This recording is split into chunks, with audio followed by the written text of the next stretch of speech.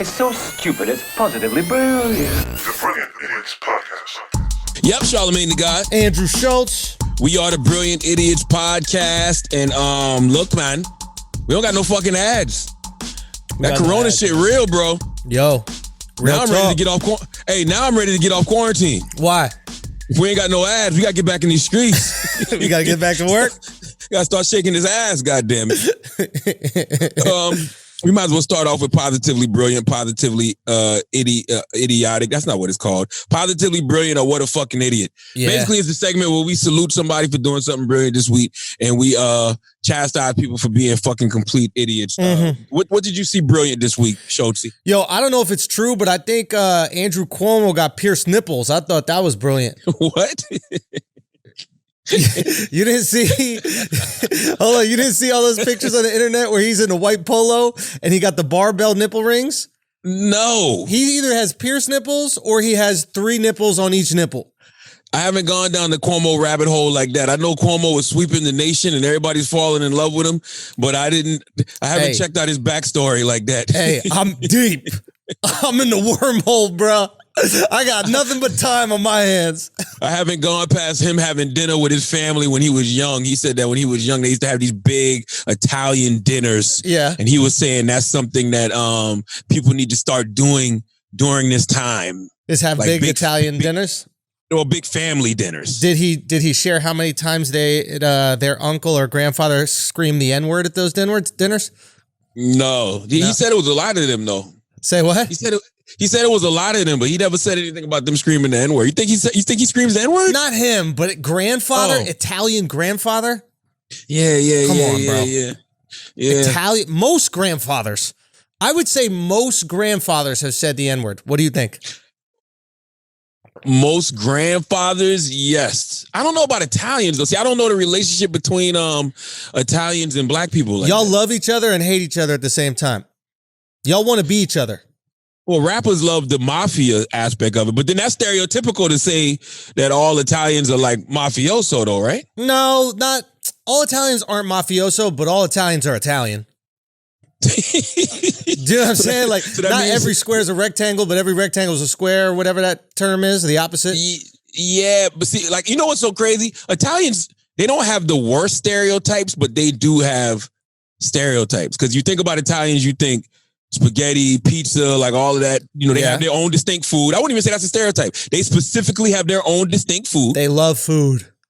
Right? They love food. And then you think the mafia, and you think Mario Brothers. Yo, son. Yo, the Mario Brothers are really the least Italians. Really? I mean, when have you known Italians to be plumbers? Yeah, they're Italian with Mexican jobs. They're Mexicans.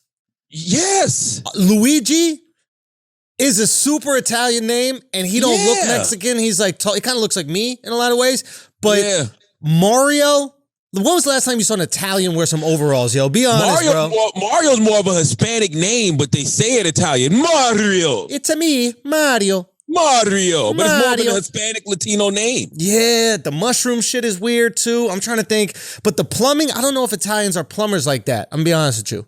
Yeah. But we started this because you said Chris Cuomo got pierced earrings. Why is that brilliant? Pierced nipples. Pierced nipples. Because I think he's letting everybody, like, he knows what his nipples look like. Like, you know when a girl got a nipple piercing and it pops through the shirt? Yeah. Right? They know it's popping through the shirt. They chose not to wear the bra. So if he's out there in the white polo, right? You already know white polos are almost a little bit see-through, right? And he got the barbell in and it's poking through the shirt. I think he's just letting everybody know, yo, be yourself. Like, I'm a progressive guy. You know what I mean? He's trying to look more relatable. Yes, to the majority of the population that has nipple piercings. Yeah. I mean, listen, nipple piercings are a relatable thing because whether you have them or not, you know somebody who got them. Do you know anybody with nipple piercings? Yes, you know any strippers you see with nipple piercings? Yes. Or just women in general? Yeah. What do you think about men? What? Go. Oh, yeah, I don't know no men with nipple piercings. You don't know any men with nipple piercings? No. I personally don't. I'm not saying that they don't exist. I just don't know any. Hold on one second. We got to stop down. Hold on one second. We just got some sort of, was it Zoom's failure? Oh, and Taylor's trying to produce.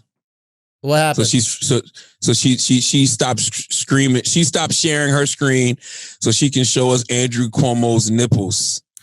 Yo, Taylor, you just freaked us all out. We got this, Taylor. Hey, Taylor, you Google those nipples by yourself.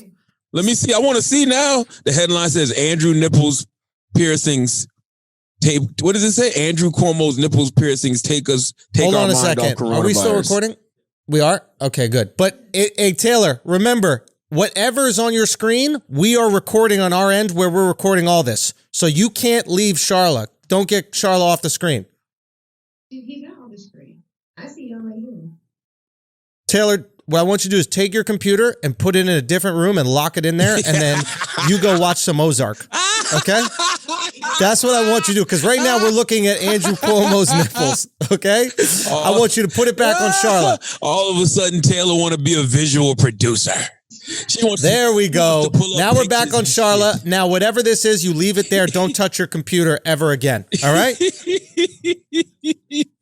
Listen, I want to give a what a fucking idiot. Well, first of all, we can stay on the positively brilliant real quick. I want to say it is absolutely amazing to me how Andrew Cuomo in a couple of weeks has become a media darling. This really, really, really, really, really, really, really shows you how much lack of leadership is on the Democratic side. The Democratic presidential candidates should be fucking ashamed of themselves. I've been saying this for the past 2 or 3 weeks, but nobody listens to me because I got a fucking lisp. I've been saying that they need to be offering counter programming to fucking Donald Trump every day. Every day that Donald Trump was on doing those press conferences, Joe Biden should have been pulling up his fucking webcam at home and fucking just talk to the American people. That's literally all Chris Cuomo was doing. Don't get me wrong, Chris Cuomo's a governor, so he's an executive, but he's still just up there providing comfort to New York City, and in the process providing comfort to the fucking nation.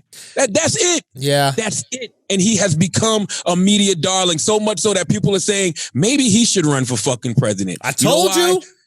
You know why? Because Joe Biden doesn't look like a fucking leader. And I know what this all boils down to. Nipple rings. Nope. What? Joe Biden's in his fucking house quarantined, and he doesn't have anybody to help him work none of this shit. Charlamagne. He don't know how to do Zoom. Charlamagne. He don't know how to FaceTime. He can't connect with people. Charlamagne, Joe Biden has been dead for 6 years. We all know this. Okay? It's weekend at Biden's. They are propping that man up. Shout out to Simone Sanders. Y'all saw how Simone bodied that person that went after Biden, right? Yeah. Simone has been carrying around Joe Biden for the last, 6 months or however long he's been campaigning. This is a senile man. He doesn't know what the fuck is going on. He doesn't know what year it is right now. He doesn't know what quarantine is. He thinks it's a drink that tastes like chocolate milk. He has no clue what the fuck it is. He has no clue what's going on. He's like, quarantine. Yeah, I see him. Quarantine is the DJ on Jimmy Fallon. He's with that group. He's with that band, The Plants. Honey, could you get me a cup of quarantine? I just need a little something sweet before we go to bed. This shit is bad, bro. This shit is really bad, man. And it's not going to get any better, because if the fight comes down to Biden and Trump, which it probably will be, a lot of it isn't going to be based on the broader picture, right? Because before coronavirus, they could talk about climate change and gun control, things like that, right? They could take Trump to task on things like that. Yeah. Now all of that shit seems this big, because all people are going to care about is this one moment right here. Yeah. And how Donald Trump responded to the coronavirus shit, and how he put $2 trillion into the ecosystem, and how motherfuckers got checks. So now all they can do is, point the finger at Donald Trump and say Donald Trump looks completely insane and he's incompetent. But you really want Joe Biden to be the guy pointing the finger, calling somebody insane and incompetent? Yeah, like what would Biden really have done? Like, what would Biden have done if he was in power right now? I think the only thing Biden would have done better is not respond quicker. And what I mean by not respond, I don't mean respond to the actual pandemic. I mean, Biden, I don't think would have been front and center so early talking about this pandemic. I think he would have, the way you see Trump now, putting the experts out there first, the other guy that's become a star, Dr. Fauci.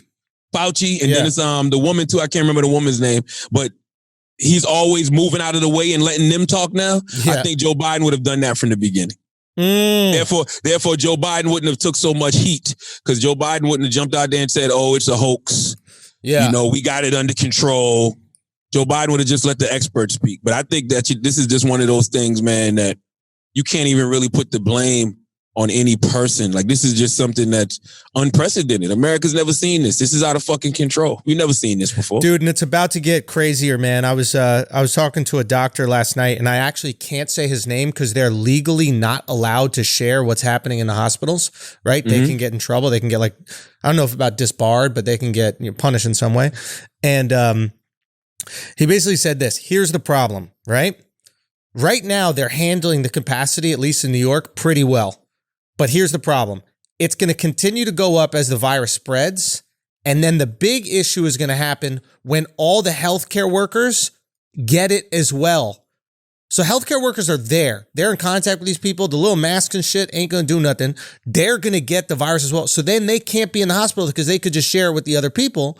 So they have to go home. So you're going to lose 10%, 20%, 30% of your healthcare workers. You got healthcare officials quitting now. They're quitting now because, you know, they're not properly prepared because, and this can go into the what a fucking idiot segment. Right. Goddamn Donald Trump sent 17.5 tons of PPE to China back in fucking February. What is PPE? Equipment, masks, gowns, all PPE is personal. I think it's I don't know what the other P stands for, but I know the E stands for fucking equipment. So it's the equipment that the doctors wear. It's like the fucking shit that protects them. It's the hazmat suits. That's why you see the nurses in the fucking hospitals wearing trash bags and shit because they don't have the proper equipment. Yeah. And back in February, when the World Health Organization told everybody that, you know, this pandemic is probably going to hit. And America didn't have the resources to deal with it. Right. Even though Donald Trump had that information, he sent 17.5 tons of personal equipment, respirators too, to fucking China. Mr. America first. That's a fact. Why did he send it to China? What was the issue over there? What do you mean? China got hit crazy. Oh, he sent it during the coronavirus? That was February. Hey. Yes, like February 15th. He sent all the equipment over to China. So now you got everybody. That's arrogance, though. That's just straight up arrogance. That's just straight up thinking nothing like that could ever happen in America. America's got this invisible force field around it that protects us from shit like this. He never thought it would happen, and it motherfucking happened. Question. Now you got those healthcare workers and healthcare officials in fucking hospitals unprotected. And that's why they're quitting. And I don't blame them either. Yeah. I'm playing devil's advocate here.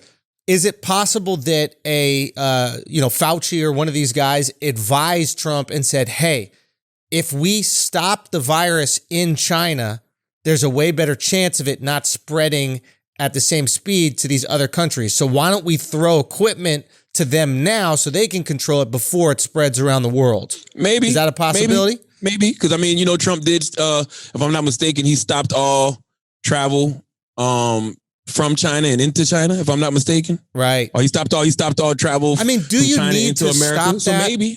Are there really people that are going to China right now? Like, I'm almost like, just let them go. If you're willing to go to fucking China, if you're willing to fly into Wuhan for the weekend, I'm totally fine with you getting coronavirus. I don't think people knew, bro. Corona didn't have the marketing it had now, bro. I'm saying now. I'm saying now. Yeah, right like now. People are like, we're idiot. stopping flying right now. It's like, you don't even need to do that. We're not going to go. I mean, you can say the same for New York too, though. Yo, but it's like when I hear people say like, yo, you're not welcome in our hood. It's like, I'm not going. Yeah, it's dangerous. You could say the same for New York. What you mean? I wouldn't come to New York right now. Nobody's coming to New York. I walk down the streets, it's empty, bro. Nobody's here. Nobody's here, bro. And you know what? Crazy. Will Smith was making a big deal about I Am Legend. Like it was, you know, he was suffering out there with nobody around. He must have not been a New Yorker because it is amazing. It's beautiful to walk down the streets and have nobody there. Me and my girl went for a jog this morning. Nobody there. Absolutely nothing going on, dude. Could you fucking spoiled Americans stop jogging? Why? No, seriously. Is it possible for Americans to absolutely just stay home for 2 weeks? Charlamagne, your black privilege is showing right now, okay? White people need to work on our speed. It's not natural. It's something that we have to work on every single day to maintain. We cannot take 2 weeks off in a quarantine or we'll slow down to molasses. I'm telling, listen, all we need is 2 weeks. Mm-hmm. If everybody just stays home for 2 weeks, right now, more than 80% of the country has a stay-at-home order. Yeah. That don't mean shit. Fuck the order, bro. Yo, It got to be a stay-at-home mandate. But this is- Stay your ass home or you getting locked up or you motherfucking going to get a big fine. We're going to put you in the same cell with Harvey Weinstein. Like, you got to fucking just stay home for 2 weeks. Would 2 weeks kill us, bro? Say what? Would 2 weeks kill us? Bro, you know what? I hear you. You're 100% right. Here's the problem. Is that motherfuckers live in shitty homes, man. It's easy when like all these celebrities and stuff in their mansions are going, stay at home, let's sing a song together, let's do all this shit. It's like, shut the fuck up. There are people sharing a studio apartment with 5 other family members. Do you know what I mean? They got to get out. They got to fucking get out, They man. got to get out. Like, bro, have you ever for real, gone? that makes sense. You ever gone to Harlem? Or you go fuck Harlem, Brooklyn, any neighborhood, right? And people just hang out on the stoop downstairs from their apartment for no reason. They just hang out on the stoop. They got to get out. They got to get out. Yeah, you in that 1-bedroom apartment. That shit tight, bro. Bro, New York is different. So I'm tired of people in LA telling us what to do and how to quarantine. We cannot quarantine. We'll kill each other if we quarantine, bro. Yeah. Let me quarantine in your apartment. Let me quarantine in your house, in your mansion. I'd love to. That's the thing they never do, right? They never go, well, just come on over. We'll take some people in. Yeah, I saw people mad at David Geffen because David Geffen, posted a picture from his goddamn yacht in the middle of the fucking ocean somewhere. I hate it, and bro. he was like, look, stay in the house and stay home, whatever. I'm gonna be honest with you. You can't be mad at David Geffen.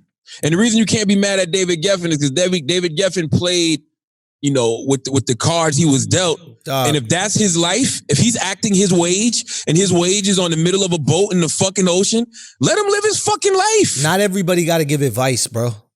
It's like, not everybody got to give advice. Like, now I completely understand. Like, I've had a lot of comments as we've been doing this show, right? I've had a lot of comments, and there's been a lot of people that are of color going, hey, Schultz, you don't understand what it's like to be a person of color, so you might not understand what it's like to be in this situation, right? You'll react. And I completely understand that now that I hear celebrities giving advice during the pandemic, right? I completely understand, because you don't understand, when you're a celeb, you don't understand what a regular person got to go through in this shit. They're still human, though. No, they're not. I get what you say. No, they're not. And we should literally charge their fucking yachts when they show up back. If a celeb on a yacht gives any advice on how to handle a pandemic, the second their yacht comes back to the port, we should charge it and raid it and throw them off the back of it. Nah, don't say that. Yes, Why? 100%. But you do know you're talking about yourself, right? Yeah.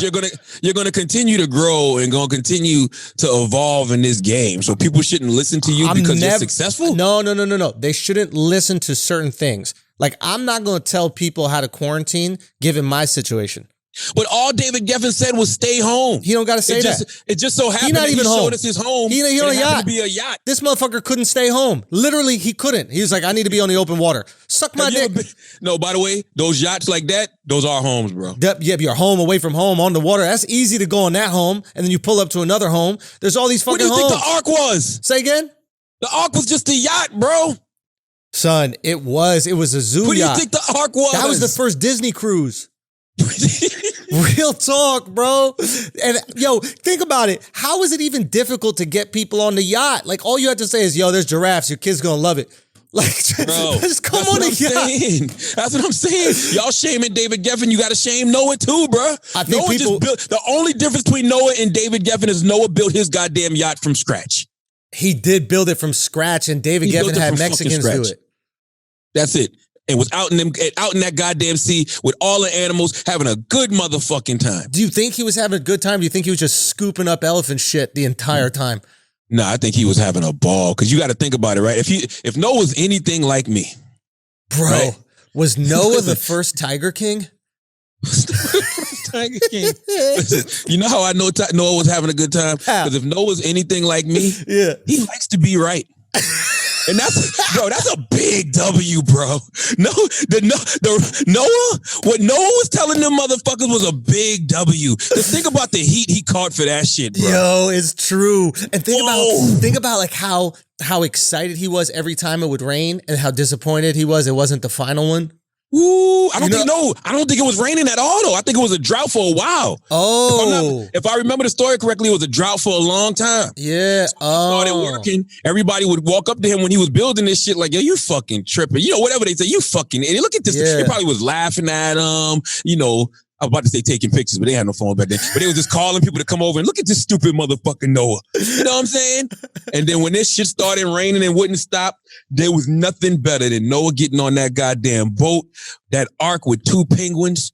And as that door closing slowly, and he's just looking at all the motherfuckers that didn't listen to him.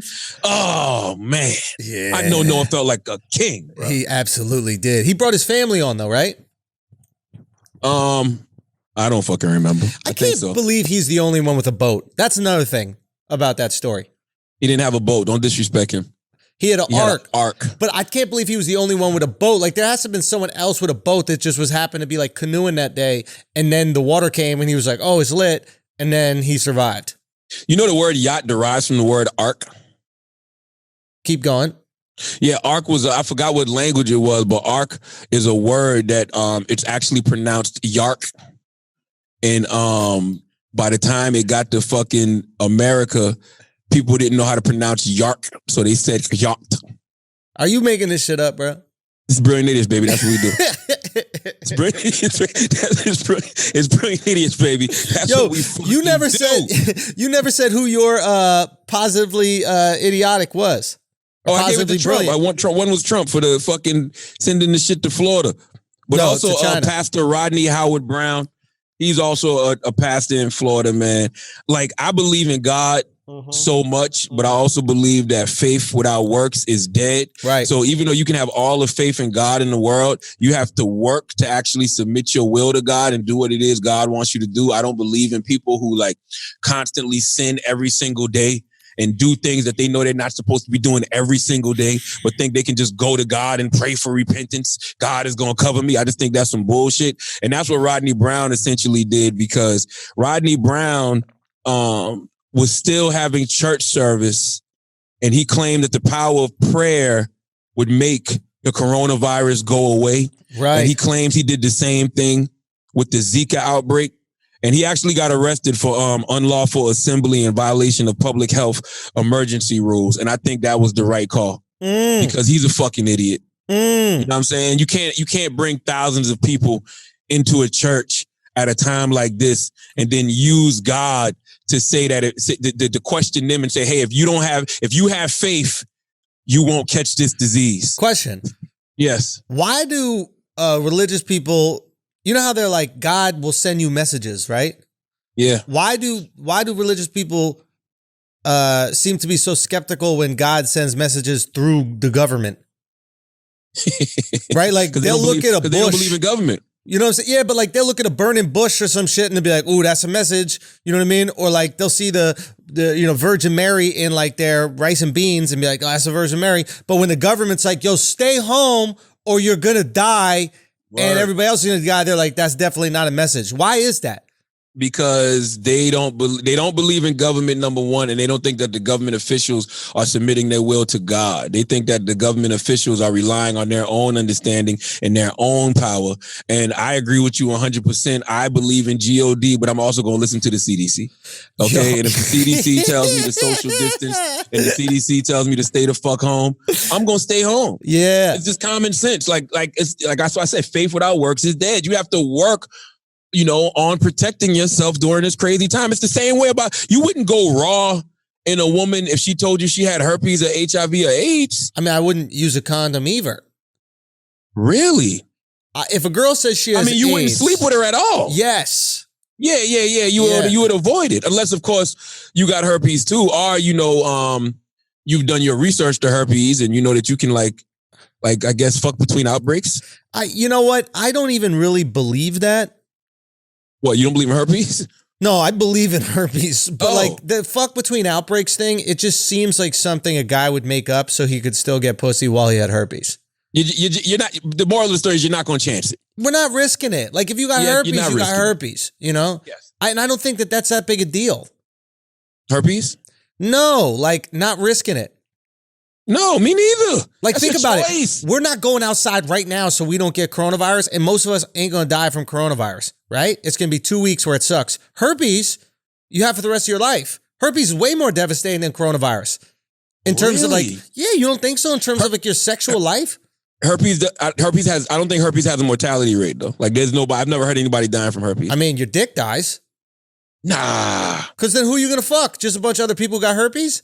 Yes. Honestly, they might be the best at fucking. Because Yes, they got bro. herpes. First of all, you acting like you don't have a lot to choose from. Son, you might, your sex life might go through the roof once you get Yes. herpes, bro.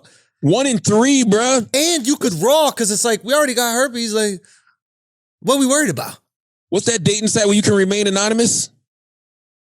Where you can go in there with a finster? Oh, Grinder? I don't know what the fuck. I don't know which one it is, but it's one of those dating sites where you can go on and the public doesn't know it's you, Uh-huh. but the people you talk to know it's you. So, you create up a site like that, a forum like that for herpes, Yeah. and motherfucking you prosper out here. 1 in 3 people got herpes, bro. I'm gonna be honest with you. After this coronavirus shit is over, and I don't have herpes, Yeah. but I just feel like You're going to get we it? need to try to eradicate the stigma around herpes. The same way I'm doing my part to eradicate the stigma around mental health in the Black community. Somebody needs to do their part to eradicate the stigma around herpes. Yo, bro. let me tell you something, and I'm with you in this, but the only reason why we're okay with this is because we're not out there in the streets fucking girls that might have herpes. We're faithful. So we're doing the exact same thing that those celebs. We have a mansion full of no herpes at home to hang out in. Yeah. Right? So we're doing the same thing those celebs on a yacht are doing right now. We're like, yo, herpes ain't that bad. Don't worry. Go out there. No stigma. Because we're not trying to fuck nobody got herpes. Yeah. Right? I get it. But I just think imagine that you were people out there put- in those streets still, bro, and you could bring that herpes back to your wife. Yeah, I think when it comes to STDs though, we put herpes on too high a level just because it stays with you forever. Yes. You know what I mean? So But where herpes do you ain't see like- herpes? Where do you see herpes? If a girl's like, yo, I got herpes, but it's just one, you could put a little circle Band-Aid on it, would you still fuck? Well, I mean, people get it on their lip. That's not herpes. Yes, it is. It's type It's A. called herpes, but it's not. Like, that's manslaughter for herpes. Really? Yeah, you know what I mean? It's like, it's not the same punishment. Really? Yeah, like you didn't really mean it.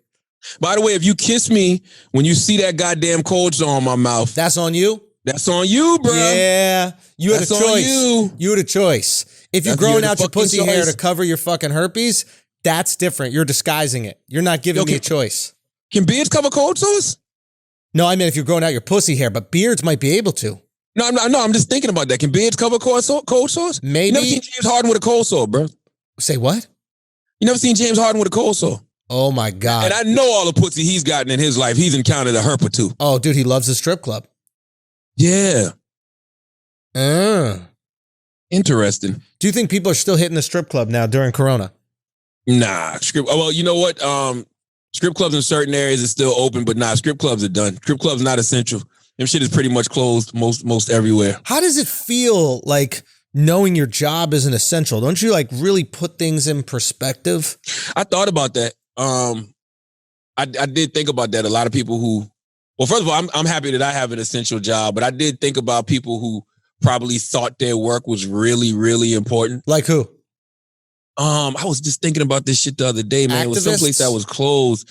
Oh, fucking barbers and fucking people that run beauty salons, yo. Yeah, man. How It's the getting fuck rough. is that not essential? It's getting rough out there, bro. God It's getting damn. rough out And there. by the way, those are the people who could actually protect themselves the best, right? Because think about it. If I'm a barber, I go wash my hands, hot water. I put on the gloves. I put on a fucking mask. I should be able to cut some hair, right? Yeah, but then you'd be in contact with so many people, and one of them is going to have corona. It'd be fucked up. I mean, I there's agree. certain people that still have the barber come to the crib. Duval's looking lined up throughout this quarantine. He is? Yeah, he has the barber come to the crib. Nah, I'm I not called doing that. mine. I'm not gonna lie. I said, "Yo, you need to come back." He's in North Carolina, but I was like, "Bro, you need to come, dude. We need to Nah, stop I didn't fucking do around." that. We're looking I crazy. don't want to do that because I don't want to put nobody at risk. And plus, my barber, salute to my guy Ty. He lives in like the Teaneck Inglewood area, Mm-hmm. and that's a little hot spot from what I saw on the goddamn news. As a red zone. Yeah, that's a red zone. But it's cool though. Listen, I like it. I think one of the most positively brilliant things, that's happening right now is like people are really getting to see the real them. You know what I'm saying? We getting to see our real selves. It's not an illusion. You know what I mean? You look at goddamn Puffy. Puffy did a fucking IG story the other day. That's Puff granddaddy, bro. Like that. Like I'm talking about full head of white hair, almost full white beard. Yeah. I'm like, wow. Like even Kevin Hart, before Kevin Hart had his barber come over and put the Beijing on his shit, same exact thing. You know what I mean? And I appreciate that. Like me, I know for a fact, my shit look like Kevin Durant. Let me see your shit. Nah. Come on, let's see it, bro. Expose it for all the brilliant idiot listeners right here. Let's see how crazy it is. It looks fine. Your forehead looks okay.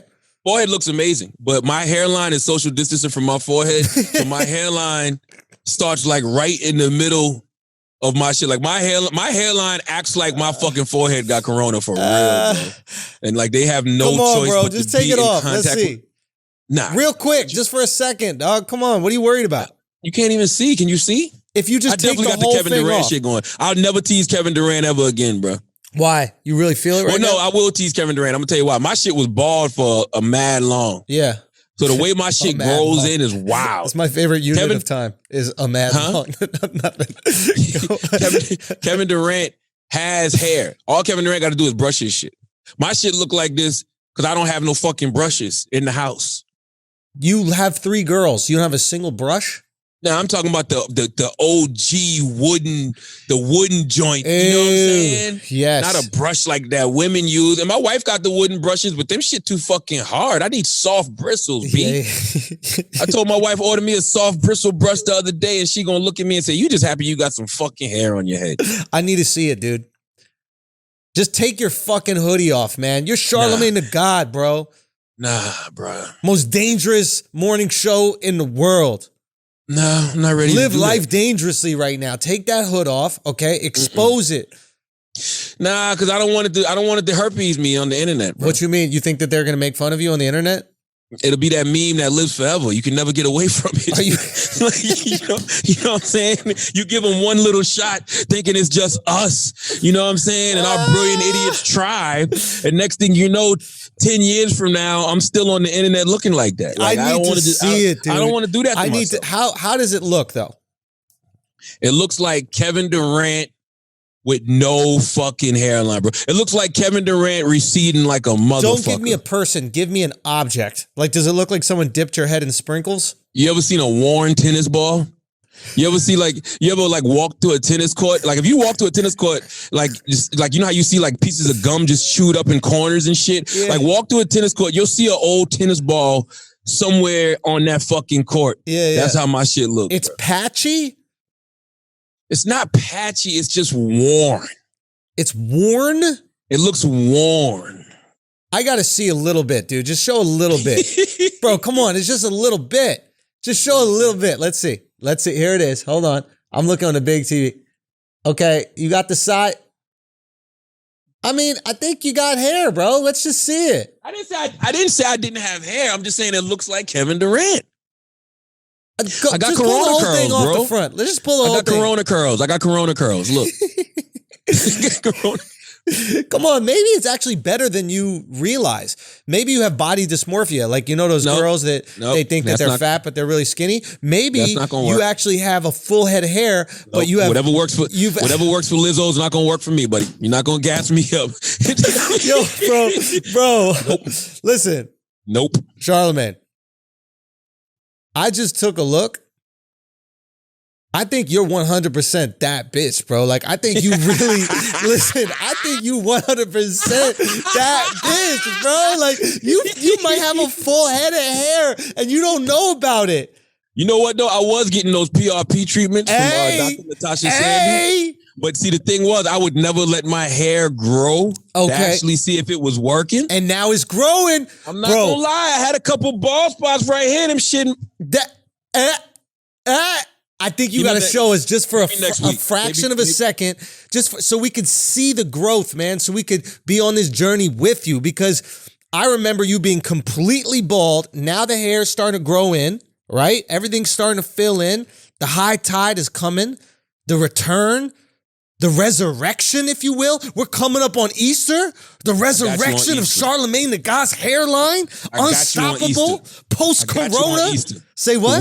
The week of Easter, I'm gonna show you the curls. Oh, baby. shit. The week of man knows Easter. how to make 2 weeks of content. That's what I'm talking about. He's a professional. The week of Easter. The week of Easter, my hairline shall rise. Really?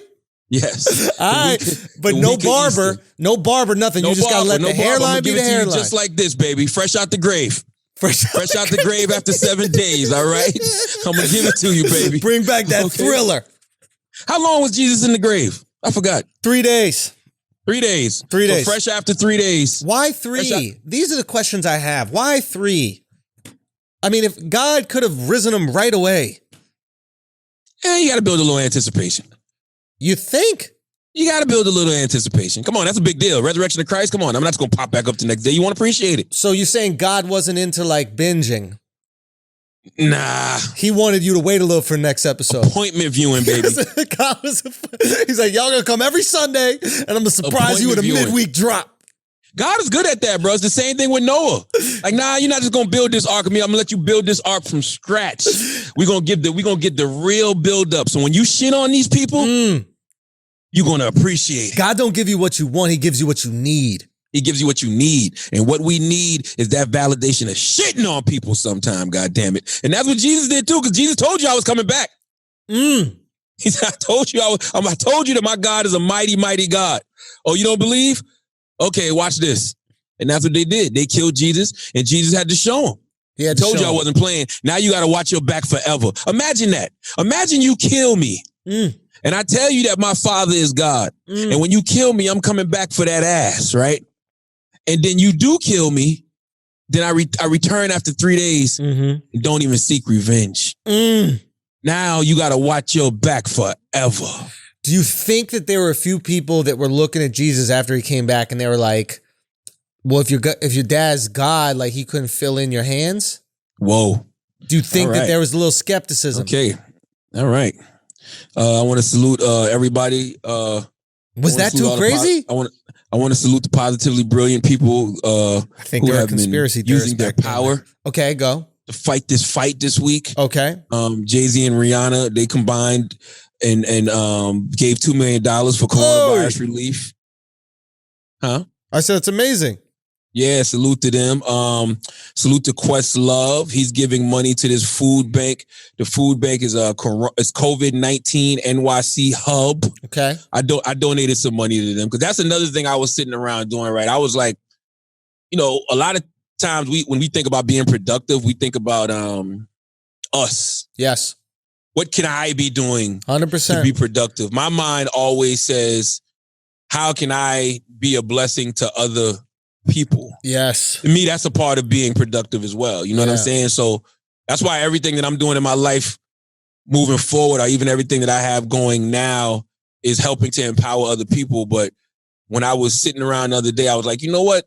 Let me look into some of these charities and see who I can let's throw a little change to. Yeah, let's share with the people. What are you thinking? What is Well, literally yesterday, and I should have did this. I should have did this a couple of weeks ago, but I forgot about it. But when we had Andrew Yang on, he was talking about his program, the Moving Forward with Humanity, I believe it's called. Yeah, that's what it's called. Moving Forward with Humanity, and they're a coronavirus relief fund, and they actually give, you know, money to businesses that are shutting down, people that need it.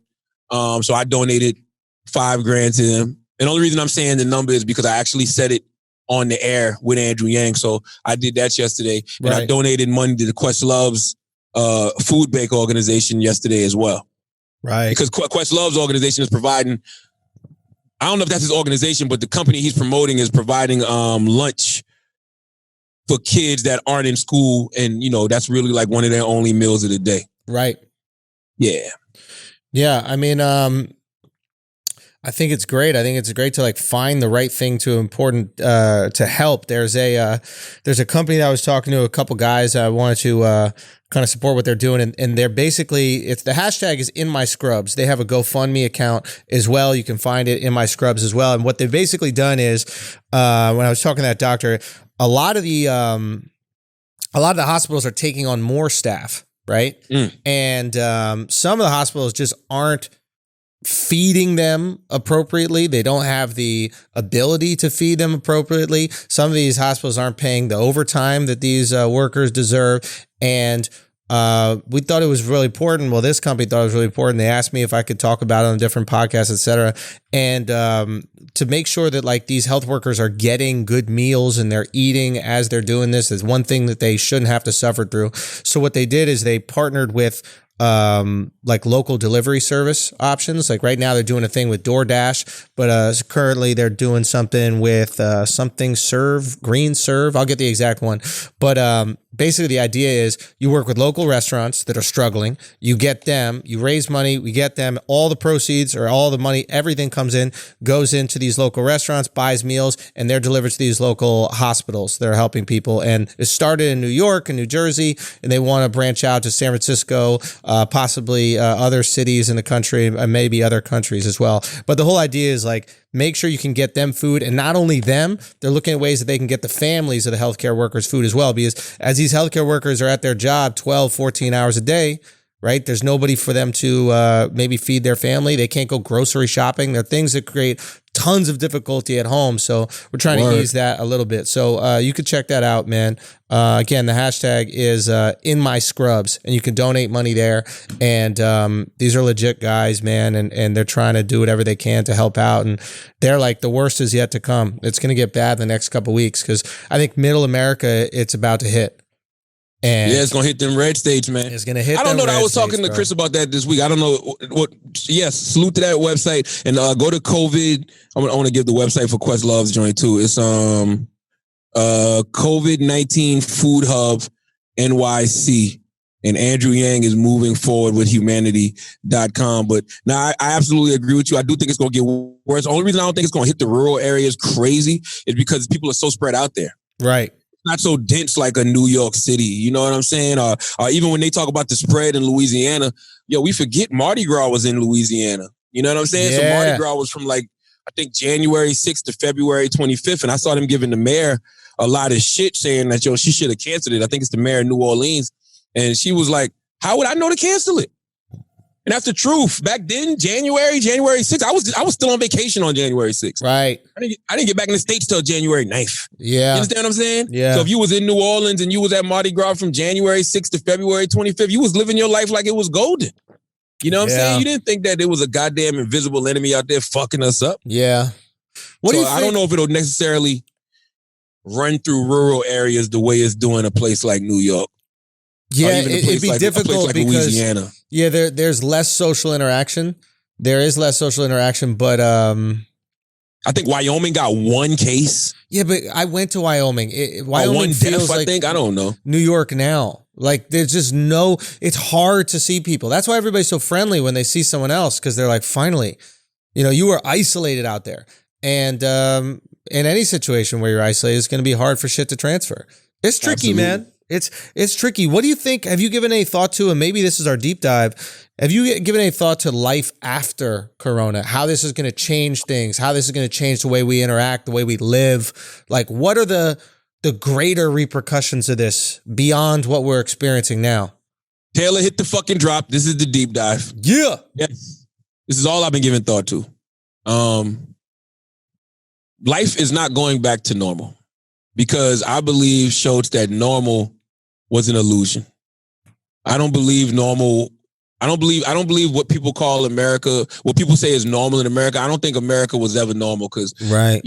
And Van was saying this, and it made a lot of sense. They talk about how strong the economy was, but it took 2 weeks to bring the American economy to its knees. Right. We always knew that the healthcare system was shitty, but a lot of times we think about the healthcare system being shitty in regards to people not having healthcare. But no, America's actual healthcare system is fucked up. Yeah. It's not built for a pandemic. It's not built for something devastating to happen on a large scale. Like right now, America got its pants all the way down. What if a fucking terrorist attack happens right now? Yeah. What if it's a major earthquake in California? You know what I'm saying? Like, what if it's just some crazy natural disaster that, you know, none of us can stop? What if that happens right fucking now? Bro, America would be, we already on its knees. That's like a gunshot to the head. So I don't think that we can, I think moving forward after this, we can never go back to what we think is normal, because how would a terrorist attack normal doesn't work? Now? Normal doesn't work for everybody. Yeah. You know what I'm saying? Yeah. Like there's too much of a gap between the haves and the have-nots. And then even when it comes to the haves, it's this illusion of the healthcare system, right? Because you could be the richest person in the world. Yeah. If the hospitals are full, baby. Yeah. You know what I'm saying? You could be the richest person in the world. If the doctors are stretched thin, the doctors are stretched thin. Yeah. Even if you got the money for the surgery, if you can't pay to get it, you know, whatever that surgery may be, what does it matter? Yeah. So it's just like, I just don't see how we ever go back to the way things were after this. Yeah, things always change. You know, I think that you're going to see things always change. I agree with Van in that, like, things weren't normal. Like, we were living in luxury. We were living a weird experience that was, you know, we just got comfortable with, we got entitled to. And I think this is like a slap in the face of reality, which is like, this is the real world. Shit happens in the real world. The real world isn't, you can just start a business and it will work out. The real world isn't like, and you know, not to knock envy, but like the real world isn't, hey, life is so good, you just buy a house and then you flip it, and if you can't pay for it, you pay for it. Like, that's not the real world, right? Like, the real world isn't guaranteeing that the economy is so good that you cannot fail. That's not the real world. The real world is every once in a while, an attack happens. Every once in a while, there's a pandemic, there's disease. That's the real world, right? And I think that people start operating a little differently afterwards. I think that people... I think we have to. I think... you got to save money. Like, there are so many people that for the first time in their entire life, right now, they're going, shit, I can't live week to week. This could happen again. Bro, like, let me tell you something. I thank God I don't have no vices, bro. I thank God that I've never been the guy that would go out there and fucking lease a fucking Phantom. I thank God that I'm not the guy that owes a fucking jeweler. I thank God that I don't care about designer taste and all that shit. Yep. Best thing that ever happened to me was I got money at a much older age. Right. You know what I'm saying? Like and plus I never had those expensive tastes anyway. That's not my style. Yeah. I never got down like that. Yeah. So people laugh at me. I've always been the type of person. I like to see I like my money like I like my erections. I like to just see them grow. Yeah. Right? So it's like, even when I was a kid and I used to be stacking money, I would just want to see that knot get bigger. Yeah, you want to look at it. Bigger. And that's how I look at my bank account. I just like to see them zeros. When motherfuckers talk about saving for a rainy day, yeah, shit, I'm the motherfucker that saves for a goddamn rainy day, nigga. I know the ark is gonna be needed at some point. For real, man. It's a tricky thing. It's a very tricky thing because people, I guess, just assumed nothing bad could happen. Do you think that's what it was? American arrogance, bro. We are so fucking arrogant. We so fucking arrogant. We so spoiled. We look at what happens in third world countries. We even say that shit. Think about it. We would go certain places and be like, what is this, a fucking third world country? You know what I mean? Like, you would say that about certain places in America. That's how spoiled we fucking are. We see the hood. We see the ghetto. I've heard people say that. They see the hood, they see the ghetto. They're like, these people are living like they're in third world countries. Yeah. No, we're living like we're in fucking America. Yeah. That's how it is for a majority of Americans. You know what's funny? Once there's a global pandemic, right? All of a sudden the pull yourself up by your bootstraps mentality goes out the window. You ever notice that? Like, all these like right-wing conservative, like libertarian guys, like all these guys who are like, hey man, you just got to pull yourself up by the bootstraps. All of them are like, government, where are our masks? Government, where's our check? Government, give us the vaccine. It's like, why don't you pull that vaccine up by the bootstrap? Why don't you pull some ass up by the bootstrap, right? That's right. It's the second you struggle, you want help, but you can't look at when you have tons of money, when you have tons of shit, you can't look at people who needs, or most people can't look at people who need things and go, man, maybe they need my help. Yes. Right? It's like Yes. we want to live this weird life where we've accomplished everything ourselves. It's so hard for people to share their accomplishments, right? The whole pull yourself up by your bootstrap mentality is kind of bullshit. I like the way of living like that because I think you get the most out of yourself, but it's bullshit to go that you got here all by yourself. I like the idea of it, right? The idea of it is basically it inspires behavior, it inspires activity, but anybody successful, if they're being honest with themselves, had a lot of help on the way. Don't get me wrong. Initially, you do have to quote unquote pull yourself by the bootstraps, but once you do that, it's the same thing when like Chris Rock used to talk about if you're on the side of the road sitting in your car and the car's broken down, people will keep passing you by. But when you get out and you start pushing the car, then people come to help. But it's the same mentality. Like if I pull myself by the bootstraps and I get to work, somebody eventually is going to come along and help me with this work. Yeah. But in that situation, nobody goes, well, how the fuck you even get a car? That's very true. You know what I'm saying? Someone had to let you. Did your uncle let you get the car? Right? Did your parents help you with it? People are always going to help you along the way. So it's just a very like selfish and arrogant mentality to have that like you got all your success by yourself. Nobody fucking helped you. So you look at other people like, hey, why can't you do the thing I did? It's like, yeah, I did certain things, quote unquote, by myself in my career, but like my parents have always been supportive of me. My friends have been supportive of me. I hired incredibly talented people who helped. Like, you know, I do a podcast with a guy with incredible reach that gave me the ability to put my shit in front of people. One key point to everything you're saying, Andrew, is perfectly true. Right. You're missing one key point though. You at some point in your life decided to apply all that shit your parents had taught you, all that shit those mentors had taught you, and said, you know what? I know what I want to do. I'm going to go do it. And you actively pursued it. Yes. Which was stand up. I think when it comes to that initial, you can have all the mentors in the world. You can have parents, everybody telling you what to do, how to do it. But you eventually got to pull yourself up by your own bootstraps and at least start. Yeah. And then once you start, people will come along, see what you're doing, and help you the rest of the way. You're right. You have to start it. But other people will help. Absolutely. Other people will help. And you don't even have to ask them most of the time. So I guess Chris's analogy is the best in that way, because if you are starting it and you are doing good work, other people will help you. But people are going to fucking help you, man. And I'm tired of these people acting like nobody helped them. People invested in your fucking company, all these bootstrap guys. People gave you money. People gave you opportunity. People gave you their platforms. Like, get the fuck out of here. I think we as Americans, definitely Americans, not even, I'm about to say humans, but no. The problem is we as Americans expect certain entities to help us is because that's what they promise us in the Constitution. You know what I'm saying? Like government is supposed to be there for the less fortunate. Government is supposed to be there for the poor and disenfranchised. Government is supposed to give you a hand up, give you a helping hand. I don't think it ever was in the initiation of the country. I think everybody they promised us that. What they promise up? I think they just promised basic liberties. They're like, hey, you got the right to be free and then do whatever the fuck you want to do. We're not going to bother you. You're speaking from a real place of privilege, right? And I'm not even talking about race. I'm talking about just because of, your financial status. Right. Certain civil liberties that are allowed to you aren't allowed to somebody else. I'm talking about basic needs. Right. Basic necessities. Think about it. We got homeless people in America.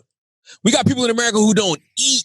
Yes. You know what I'm saying? Who can't get clean water. Yeah. Those are just, I'm talking about those are the bare minimum basic necessities. You know what that is, bro? That's the cost of extremes. It's like anything, if you have an extreme of one thing, you will have the extreme of the other, right? Like, you ever watch The Matrix? Like, there's no Neo without Agent Smith. Right? The more powerful Neo got, the more powerful Agent Smith got. That whole yin and the yang thing is true, right? So it's like, that's what America is. We take the cost of extreme wealth and extreme success as extreme poverty, because we got some extreme poverty here too. We got a lot of homeless motherfuckers. And I know it's American poverty, and people will be like, well, you don't know poverty in India. Sure. I get that. Go to Skid Row in LA. They're living on, but they got tents at least. Yeah, you're right. They got tents. Who's handing out all this camping gear? Think about that. They got tents at least. Yeah. Woof. Yeah. So that tent, I'm saying all that to say that tent to somebody is a mansion, bro. Yeah. You know what I'm saying? You take that tent to some other country that they would love to have that tent. Yeah. Just to protect them from the elements. Yo, what kind of things do you think changed? Like, what do you think the way that oh, by the way, we do have an ad. We do have an ad that we have to read. But do you think that things change in the way that we interact with each other? Like right now, when I've seen people, right, like socializing. Even my girl and I were running today. As we're running, this guy and his girl were walking down the street. As we run by, this guy shields his girl from me and my girl as if we're carrying the corona. And I get it, because he doesn't want his girl to get corona, or he doesn't want to get it. But it's a weird way to socially interact with people, and it creates an isolated culture, right? Nah, that is not warm. Imagine me jogging as a black man in a hoodie. Son.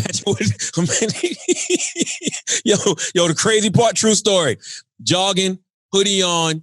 If I see a white woman in front of me jogging, yeah, I'm either going, I can't speed up to pass her. Yeah. Because that might scare the fuck out of her. Yeah. You know what I'm saying? So I either got to stay, I got a social distance. I'm talking about way before Corona. I got a social distance way far back. Yeah. Or just go the other way. You know what you got to do? You got to start yelling help before she can. So as you're coming up behind her, you got to be like, help. And then she turns around like, what's going on? You're like, help. You pass her and then you're good. But you got to confuse her before she can yell help. You'd be like, help. What's that? Meat eaters. Because I'm sure she's vegan because she's a white woman. Yo, white women. Yo, all this vegan shit about to go out the window, bro. All people this need shit. protein. Say again? People need protein right now. All the woke shit is quiet. You ever notice that now woke shit is real quiet? Like women got no problem being at home cooking. Women got no problem talking about the man that they love and appreciate. All the woke shit's gone, huh? You know why I'm happy everybody's quiet? Because we should be at a time like this. You talk about what's going to change after this. Right now is not a time for anybody to be heard. And what I mean by that is this. Yeah. I have leaned into the uncertainty of it all. I've submitted my will to God like I always do. Mm-hmm. To me, this is something that's bigger than man. This is bigger than government. This is a higher power operating like we can't even imagine, right? Right. So I forgot what the fuck I was going to say. That people don't care. Like, people need to not speak. People need to be silent. Oh, yes, right? So we're always getting on our knees. Yo, God shut you up, God, bro. God said, cut that shit out, dog. Huh? God said, cut that shit out, bro. Stop using my name for your bullshit. Well, no, we're always getting on our knees praying to God, asking for God to hear us, right? Yeah. So imagine everybody on their knees right now praying, telling God all the bad things that are happening. Oh, I lost my job and this and that and this and that. Bro, God knows. God is omnipresent, bro. He's omniscient. What's the word? I don't know. Optimus Prime, bro. Yeah, he's an omnivore. What's the word, man? You know the fucking word, man. Omnipresent. But it's another word. Omnipotent. Huh? Omnipotent. You're impotent. What did you just say? What'd you say, Shows? Omnipotent. That word. Basically, he's all knowing. Yeah. All right? Yeah. So he knows what the problems are already. Yeah, he knows you lost your job. You, bro. This ain't about you. This is about you listening. Yo, that's true. God never heard a single prayer and was like, word? He knows that. You ain't surprising him. Word, there was an earthquake today? Holy shit. For real? I gotta address that earthquake, bro. Hold on, is this coronavirus? Really? Oh, I don't know. God is like, I don't have CNN. So why are we praying if he knows already? That shit is so dumb. God, yo, listen, God's sitting there like, let me tell you something. Not only do I have CNN, MSNBC, and Fox News, I know what those people are going to say before they get on there and say it. This is all written, baby. I wrote it. You ain't going to insult me. You're going to get on your knees and pray to me and tell me what's going on. Like, I ain't in the know. Now, I'm aware. Andrew, think about it. Yeah. As you get older, when these motherfuckers is telling you some shit that you don't know, you get a little insulted, don't you? Like, nigga, I'm hip. I know what's hot in these motherfucking streets. Okay? I know what's going on. Don't insult me like that. Yo. I know it's a little baby and the baby. All right? So imagine how God feels when you telling him things that he already knows. He God wants you already to knows. shut, So we he were wants you treating to him like shut he the fuck fell up off. and listen. Wow, we're treating him like he fell off. Word up, you treat ooh. Like he's wearing baggy jeans. He got his hat like this. Like, come on, God, shit change out here, dog. Treating God like he fell off. Oh, You man. treating God like he not the hottest in the goddamn streets. You treating God like he not the GOAT. You treating God like he don't know when he's the architect of all this shit. Don't insult him like that. Bro, it's literally like going into a restaurant or going into a fly place and talking to the owner of the place like it's like he's the help. The owner will be like, yeah, I know what this is. I bought it. Yeah. I built it. This is mine. God wants you to listen right now. I'm not gonna That's lie. it. I would still look at the owner like, all right, that's cool, but can I get some chicken tenders or something? Like, how we gonna figure this out? Like, it's cool, you own it, bro. Bro, you got it. You really got to know who you're talking to. Like, I remember I was on. When we was this was last fall. We was at the University of South Carolina football game. I forgot who they was playing. Maybe it was Clemson. I don't remember who they were. Yeah, it was Clemson. And as we were going down the elevator, a security guard, when we stopped at this floor, the security guard was trying to make us come off Right. to let like a coach or something ride. Right. This white woman in the elevator starts going off on him. Like, we not going no fucking way, yada, yada, yada, this and that. She never hit him with the, do you know who I am? Right? Yes. She just let him know, I'm not going no fucking where. You tell coach such and such that this is whatever her name was, right? Yeah. Close the guy, told him close the door. They closed the door. Come to find out that woman was some woman who donates like mad money to the school. It's like a building named after her family or some shit like that. I'm talking about hundreds of millions of dollars. Yeah. So she wasn't trying to hear it. But that guy didn't know who he was talking to. That's how we treat God, bro. Yeah. You gotta know who the fuck So are you you talking saying to, that bro. we shouldn't even pray? No, we should pray, but we should pray for understanding. We should pray and we should pray God. We should say, God, whatever it is you're trying to tell us in this present moment, let me have the clarity to understand it. Yes. Let me receive what it is you're trying to tell me. That's great. It's so many of us sitting around right now trying to tell God what it is we want him to hear, that we're not keeping our ears open enough to listen to what it is he wants us to fucking hear. That's great. Pray for understanding. Because if you pray for something, God's like, I know you want that. But if you pray for understanding, then maybe he can help you figure out why these things are happening. That is, if you believe and subscribe to God. Yeah, but I say it all the time. You know, you can have a good plan, but it may not be God's plan for you. So, bro, you might be undervaluing yourself, meaning that you might be praying for something that's down here when what God really has for you is all the way up here. Ooh. Don't bid against yourself. So you're not praying high enough. You don't know. I'm just saying, don't bid against yourself, King. Don't bid against yourself. Like, whatever it is you praying for, God is like, trust me, I know what I'm doing. I got this. I was looking at Bishop T.D. Jakes, right? Because I love Bishop T.D. Jakes, and I love to go to my spiritual advisors when stuff like this happens. This is how you know things are bad. Because I saw Donald Trump talking about Franklin Graham yesterday, Billy Graham's son. And he was like, I was on the phone with Franklin Graham for mad long. Yeah. Okay. So, and he said something about Jesus. So Trump really is feeling it right now. But Bishop T.D. Jakes said this is a great time to pray, plan, and prepare. Whatever is on the other side of this required complete global disruption. Many people are just waiting for normal to return, but disruptions come to liberate you from what was and to prepare you for what's next. There will be bankruptcies and billionaires born out of this experience. There will be bitter divorces and couples who fall back in love, resulting in stronger marriages that date back to these days. There will be churches that close down and circus to the hardships this brings, and others that initiate massive revival with innovative ideas because Corona came to town.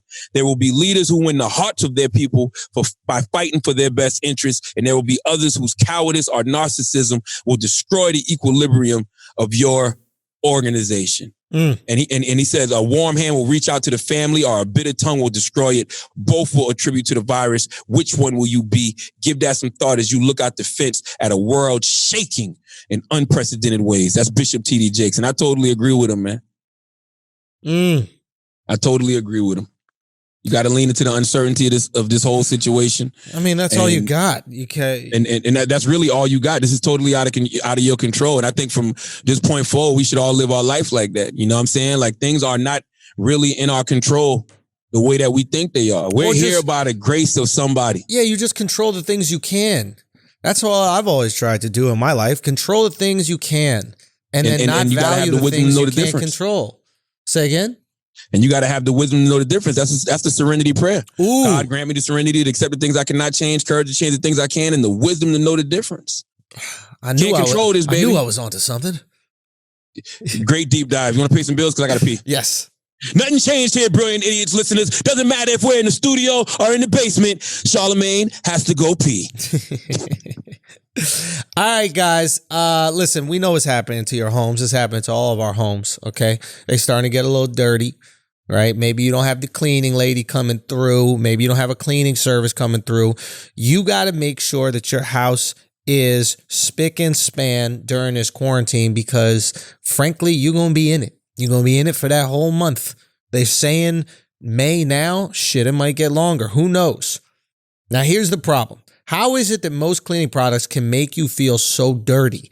Between chemical formulas and plastic bottles, traditional cleaning products are a surprisingly messy business. Thank God we have Clean Cult. Clean Cult makes natural cleaners that actually clean, with ingredients you can actually understand, with packaging that's actually landfill free. It's greener and cleaner, guys. Instead of wondering what is in your cleaning products, with Clean Cult, your kids and pets are safe with non-toxic coconut-based formulas. Clean Cult is as effective as leading brands of detergent get, okay? So, you get the same level of clean with none of the chemicals. Go to cleancult.com to get a customized starter kit and adjustable paper-based refill delivery service that fits the needs of your home and lifestyle. You can finally break up with plastic because Clean Cult is the only company to put soap in milk cartons. That's right, I have it. They send it to you. It's a very cool little box, and they put in the soap in milk cartons, and then they use glass, actually. They have these sleek, shatter-resistant evergreen glass bottles that reduce plastic waste, and it looks gorgeous on the countertop. So they give you the glass bottles. You can take it from the milk cartons, pour all the soaps that you need in, and Clean Cart's sustainable shipping system allows them to be carbon neutral, okay? Get clean, get green. This is how we keep the environment a little safer while we're at home. All right, you already see the environment coming back because we haven't been out there in the world. Well, let's make sure our environments, our home, are doing the exact same thing. You get started right now with Clean Cult, okay? You go to cleancult.com/idiots. You're going to get 25% off your first kit, but only until May 30th. Get 25% off now through May 30th at cleancult.com/idiots. cleancult.com/idiots. All right, now we're back to the show. That's another thing too. I think the earth is healing itself. What you said just now about what'd you say? You said some shit. You said something about the air is cleaner. I mean, everything is cleaner. You're seeing animals come back to certain areas that weren't there for a while. Like, I mean, that's what happens, man. When you remove people, the things around it are going to grow. But that's what happens when you remove any animal, right? Like, you remove cows from a field, the grass is going to grow higher. Right? Like, animals affect their ecosystem. It's not like human beings are this like horrible disease that is on planet Earth just destroying it. I mean, some of us are. No, we are. I would say the majority of human beings aren't destroying the earth. I would say the majority of human beings are just pretty poor, trying to survive. And then there's a select small group of human beings that are doing most of the destroying. That's what I assume. I mean, it goes back to what we were talking about last week, man. We're the parasites of the earth in a lot of ways because we don't care about anybody else. We take fucking eminent domain over whatever it is. We fucking, wherever we plant our flag is where we plant our fucking flag. It's kind of dope. We don't care what was there before. We don't even give a fuck about what's going to be there after. We just knock down these motherfucking trees. You know what I'm saying? And then you wonder why deers is running all through your backyard. Motherfucker, because they were here first. Simple as that. So I think the earth is replenishing itself. That's right. We really don't give a fuck about animals, man. Like, no, like you think those woods that get knocked down to make these houses and shit, shit wasn't living there? Nah, shit was living there. We just do not give a flying fuck about Not man. a flying fuck. Like we think about it, man. This appropriate- earth used to be the earth used to be so different that it had Yeah. Sasquatch at one point, bro. It didn't have Sasquatch. Now It here was you a go. fucking You've been inside too long. 10-foot You've been inside too goddamn long. primate There wasn't. living in the woods No, it wasn't.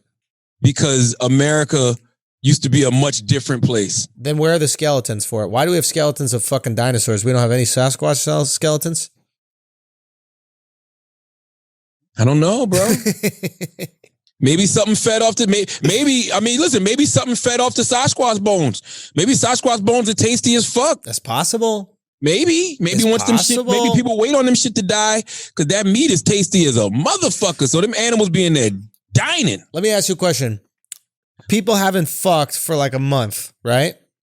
Do you think once this quarantine is over, the dating sites explode and people want to like get with each other, start fucking each other? Or do you think that all the independent women realize how lonely they've been during the quarantine? They're like, fuck it. I need a man. Forget this whole life. Forget this. I need to, sow my wild oats. I need to be back out there, coupled up, buddied up, because shit might happen like this. I think it's a little bit of both. I bet you the dating sites are booming now. I haven't done any research to it, but I bet you the dating sites are booming now because motherfuckers is at home lonely. Yeah. So I bet you DMs is up like a motherfucker. Yeah. And more importantly, I bet you DM replies are up like a motherfucker. Oh, yeah. Stop acting You know like you what I'm didn't saying? see it. You got nothing to do. The women don't have nothing to do and they shooting their shots back. But I bet you those dating sites are popping right motherfucking now. What do you think people are lonely. happens- And this virtual shit, this might be the new shit, bro. Yeah. I hope not. Because I like interaction. I like human interaction. But this Yeah. virtual shit like this might be really the new shit. Yeah. I mean, it's been the shit already, but I'm talking about like this might be it. People might be satisfied with this level of communication. I hope not, man. I hope not either. I think we're community-based animals. We need to see each other. We need to like sing a song together. We just need to laugh together. We need to be around each other, man. That's why motherfuckers are risking it all to go to church. They just need to connect. We need to connect. Yeah, I said man. that. I mean, I said that, right? I'm like, my biggest fear about this whole shit is that we come out more distant from each other than ever before. Meaning, Yeah. like, even after they say, okay, it's cool to hit the streets, we still not shaking hands. We still staying 6 feet away from each other. We still not hugging. We still not going to large group settings. Instead now, being that we have the options, like, yo, let's go on Zoom and do this meeting, or let's go do that. You know what I mean? Like, I just hope that this doesn't pull us farther apart because we already were far apart. When do we know what I mean? shake hands again? You said what? When do we shake hands again? 6 months? 3 months? 2022. Fuck out of here, bro. Safely 2022, bro. Fuck out of here. So 2022. You think we're not going to start dapping each other up until 2022? Like these are the little hugger, things bro. I'm I'm a curious hugger. about. Say again? I'm a hugger anyway. No, you're I've not. never been into the handshake. Handshake is too risky, bro. When have you been hugging people? I'm a hugger. I hug all the time. Bro, if you were a hugger, those guys would have definitely connected on that can I get a drop? Why? Because you would have been in for the hug and then they would have caught Nah, you. But you he came kept up a from little behind social me. distancing. He came up from behind me. He wanted that prom pic. See that hug from behind is a little different, bro. By the way, that's another thing that we need to motherfucking talk about, right? What's When that? it comes to social distancing, Yeah. for people who got anxiety and that's already paranoid, bro, Yeah. I've been practicing social distancing. Yeah. So in this time that we're in right now, yeah. don't be walking up on me. Yeah. My wife made me risk my life to go to the grocery store on Sunday, and I went to the motherfucking grocery store, and it was still people in there who wanted to take pictures. All white people, by the way. Let the record show. Yeah. White people don't give a fuck, right? About Corona? So I'm telling them to take. Yeah. I'm telling them, okay, 6 feet away. Yeah. So it's probably a couple pictures floating around where I look like I'm photobombing somebody, Yeah. but I'm not. Yeah. Okay, that's just how I told him to take the picture. Got to show love to this woman named Veronica. I'm not sure how old Veronica was. She looked kind of younger, but she came to me respectfully. She stayed in front of the grocery cart, and she said that she really appreciates me and appreciates everything I stand for, and she stands for what I stand for. On a normal day, I would have shaken her hand and asked her what exactly it is she thinks I stand for, because I would love to know what Veronica says she stands for as well, that I stand for. So I would just like to know that on a regular day. I would have had that conversation. Yeah. But it's very awkward, bro. When you're dealing with anxiety and you at a time like this and you're in the grocery store and you're already thinking about all the worst that can happen. And then all of these people want to come talk to you. But Veronica, if you're listening, I don't know if you listen to the podcast or the Breakfast Club. I appreciate you for appreciating me. Now, do you want to get into some shit you won't care about next week? Yeah. Actually, I have a thought on shit, and I probably won't care about it next week, but I do have a thought. Okay. Where do you want to start then? Because I was going to start with Drake sharing the first photos of his son Adonis on Instagram over the weekend. That kid is violently white. But listen, here's the thing. I don't have an opinion on that kid. Well, you shouldn't. He's a kid. I think it's weird as fuck to watch all of these people. When I woke up, I saw Drake's was trending and Adonis, and I forgot his kid's name. I don't know why I thought the kid's name was Mabed. And then it dawned on me like, oh yeah, Pusha did name the song Adonis or whatever the fuck it was. But it's like, I'm like, how do you have an opinion on somebody's child? Yeah, you like, why do you give a fuck what somebody's child looks like? Like, people were doing these deep think pieces like, when this kid's older, he's not going to be able to say the N-word. I'm like, is that really what's on your fucking mind? Well, you're worried about whether or not this kid can sing his daddy's songs when he gets older? 100%. No, that is a reasonable thing to ask. I mean, there's Really? no way he can say, yeah, he looks like he should be in that Frozen movie. There's no way that he could be able to say the N-word. You think he could say the N-word? Drake can barely say the N-word. No, he definitely can't say the N-word. If Drake was a bad rapper, you guys would be like, yo, chill. But the fact that he's nice, you're like, all right, you've earned the N-word. But listen, I get all that, but my point is, who has time to come? Everyone now. Everyone has time now. You're right. We're bored. We need anything. Weird. Dude, if this MJ documentary doesn't come out, we're going to fucking off ourselves. They literally, you saw them move up the MJ doc? I loved it. Wait, you saw it already? No, I'm saying I love that they moved it up. Oh, thank God. Okay, here's something, and maybe I won't care about it next week, but like, I was talking to Mark, my boy Mark, comedian who works with us, and we were talking about porn, and I went to look at this girl who's a porn star, right? And I'm scrolling through porn. I haven't looked at porn. Good segue, because Drake's baby mom was a porn star. There we go. I haven't looked at porn for probably fucking years. Okay, outside of us watching the old people porn. When is porn gonna stop evolving? Because might sound like a fucking old man right now, but it's already getting uncomfortable. Like, everything was step brother, everything was stepmom, it's just like getting closer and closer and closer to family, right? And like, it wasn't like that when I was a kid. I'm not saying porn wasn't wild when I was a kid. It was wild, but it wasn't as taboo. And things just get more and more taboo as time goes on. Just like basketball evolves, right? Just like when we were growing up, power forwards couldn't shoot threes. Now, power forwards shoot threes, right? So it's like, if this is what this generation of kids is watching and thinks is normal, what the fuck will my kids be watching and think are normal? I think you digging too deep, brother. Porn plays into your wildest fantasies. I've never fantasized about fucking my stepmom or my stepsister. You never had a hot stepmom or stepsister? Even if I did, bro. Because if you just never had a hot... No, that's not true. If you think about it, imagine you were married into a family like the Brady Bunch. Or imagine you were married into the Kardashian clan. Right. You know what I'm saying? And now all of a sudden you got these hot stepsisters or sister-in-law, whatever the fuck you call them. All right. Shows you've been fantasizing about Kylie for a long time. I'm over it, by the way. Oh, you're over it? Yeah.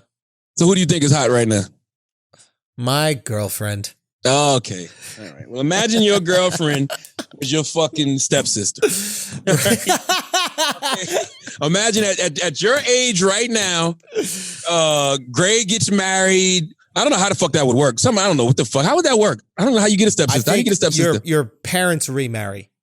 Okay. So at this age, your parents remarried. Hypothetically, your stepsister is the girl that you think is the hottest girl in the world right now. Your girl. She's your stepsister. There's no blood involved. No nothing. You didn't grow up with her. Nothing. I understand why it's not immoral. I do understand that. I'm not debating whether or not you can fuck your stepsister. Yes, I know you can fuck her, and that is what it is. What I am debating is how porn plays into the taboo, right? It plays into what is wrong. It plays into what you shouldn't do, right? It's like you naturally when you look at a girl, you're not like, I want 5 guys to come on her. You don't think that naturally, right? But eventually one guy comes on a girl and you're like, I guess that's not enough. I've been desensitized to one guy. Let's add 2. Let's add 3. Let's add 500. Like, when does it stop? I'm really curious. When does porn stop, bro? I think it's weird if I saw a real mom fucking a son, I'd be like, okay, y'all going too far. Son, you know what I'm saying? They got pregnancy porn. That's not too far, bro. Some girls 8 months some pregnant. Guys fantasize about pregnancy poom poom. Pregnancy poom poom is really good. I'm not saying it's not good. I'm saying I got 3 girls. I know. You want to see I have 3 girls I know. You want to see a girl who's pregnant getting fucked by someone who's not the father of the kid? Well, that's just disrespectful. First of all, I would if I'm the father of the baby that's in that woman's stomach, somebody getting killed, bro. You coming on my fucking fetus? The fuck is wrong with you? Bro. Like, that shit is disrespectful. I think women that do shit like that are disrespectful as fuck. It is disrespectful, but porn is disrespectful. You're not coming on a girl's face out of respect. But once again, that's playing into somebody's fantasies. Say again? Like that's playing into people's fantasies. Some guys think that shit is sexy to come into a girl's face. Like, all porn does is play on every weird, kinky sexual desire you ever had. That's why you see a lot of S&M. Exactly. Exactly. But those desires, it takes steps to get there, right? So it's like a culture that's never looked at porn, right? You just show 2 people making out and dry humping, they're going to lose their shit. They're going to be like, fuck, that's porn, amazing, it's on, it's popping, right? But a culture like ours, who's been inundated with porn, right? We've seen every different thing. Now you got to add tentacles in just to get us off. What I'm saying is, at what point do you stop? I haven't seen every different thing. I just got into OPP. Old people porn. That's it. I just got into that when Taylor showed us that shit a few weeks ago. And I haven't watched some in a while. But when I went down that old gray rabbit hole, goddammit. Yeah. Because I've never seen that shit. I was like, oh shit, these old ladies be getting it in. They do get it in. And I'm talking about 70, 80 years old, wrinkled as fuck, like getting it in. I was like, that was interesting to me. Is that why you want people to take coronavirus seriously so all the people that you watch in porn don't die? That's right. That's the I've always liked older women though. I don't like wild elderly older women, but I've always liked older women. Women. I think older women are beautiful. Like, I think like Patti LaBelle is beautiful to me. Stephanie Mills is beautiful to me. Angela Bassett is beautiful to me. Like, these are beautiful 60-year-old women, man. Yeah, I think incredibly women can gorgeous. be beautiful and you don't want to watch them fuck. Excuse me? I think women can be beautiful and then you don't want to watch them fuck. But I'm just saying, like, I don't know. Hey, listen, to each his own. I'm just saying, you have to recognize at a certain point in time, we're going to run out of things to put our dick in, right? Like, we're going to run out of sexual moves. Like, you're putting 2 dicks in a butthole. Who the fuck are you, Joe Exotic, bro? You about to fuck a tiger? Yo, maybe, bro. What do you mean you run out of holes? What's wrong with it? There's no such thing as running out of holes. I like the holes that I put my dick in. That's what I'm saying. The less that we inundate ourselves with these like weird porn things, the more that we'll actually like what we have. It's like what we keep talking about. It's like, if you actually like who you are, you don't need all these other things to make you happy, then you're going to be happy in a time during, global pandemic. You're going to be happy when you're quarantined. If you don't need to buy fly shit to be happy, you'll be happy when you don't got shit. You and I got, you know what I'm saying? I see like, what you're saying. You and I got a nice nest egg, right? So we are prepared for something like this because we don't buy flashy shit all the fucking time. You never see me with jewelry or chains or nothing like that. I spend some money on sneakers. That's it. Maybe, this studio I spend some money on, but I save up for a rainy day because I don't know what could happen. But also I don't need the external shit to make me happy. I don't need people going, oh my God, you look so cool in that outfit. Now you're cool to me. I don't need that, right? So what if the same thing applies to porn? What if I think porn, I get what you're saying. I think porn, I think you can get to the point where it takes too much to get you off. Now we're talking.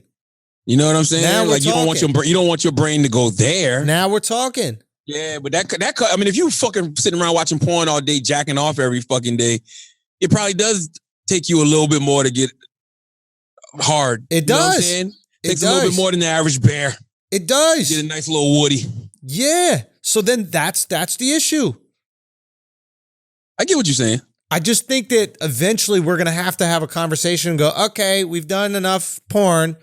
Like, that's enough. There's a limit to the porn. You just can't do weirdo shit. Son, it's all weirdo shit now. There's nothing out there that's not weirdo shit. Here's an interesting question. Okay. If you're into barely legal porn, like, you know, they put the fucking banner up, barely legal. They're marketing to people that want it to be illegal. Like, by clicking on barely legal, you're basically admitting, hey, I'd rather you be illegal, but this is the legal way to go about things. Yeah, that's a weird banner. It should just be like, it should just say hot 18-year-olds. That's it. Why are you marketing the illegal aspect of it? It's clicking on that should make you feel weird. Yeah, they should just treat it like the Krispy Kreme light. It should just be like hot and fresh 18-year-olds. That's it. Yeah. Barely legal sounds wild. Son, that's where porn is like, now porn has been there for a while, but that's what we're dealing with. If you click on barely legal, you'd click on like... You're suspicious, bro. 16, 17-years. Yeah, I get it. You're suspicious, bro. Barely legal? You're going for barely legal? All right. I get what you're saying. Okay, all right, shit go. you won't care about next week. You saw Tiger King. I did, yes. Did you like it? I loved it, man. I'm going to talk to Doc Antle later today on the podcast. You think Joe Exotic or Jeff was fucking one of them tigers? No, I don't think they were having sex with the tigers. Really? Yeah, why? You think that they have sex with the tigers? Did you see when Kara was rubbing the tiger's balls? Say again? To calm him down? Did you see what's her name, Kara? Carol? The crazy bitch that killed her husband? The tiger's balls to calm the tiger down? No, she did that? Yeah, there's a scene where she's rubbing the tiger's balls to calm the tiger down. I didn't see that at all, but I know that girl is 100% out of her fucking mind.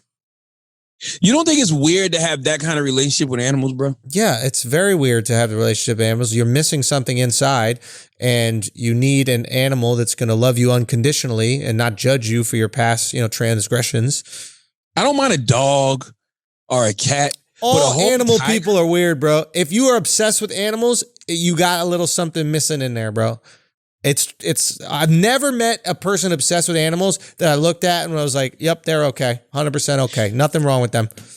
You know what else I found disturbing? Trauma, they man. said that it's more tigers in captivity than it is tigers in the wild. Yes. That's fucked up. Yeah.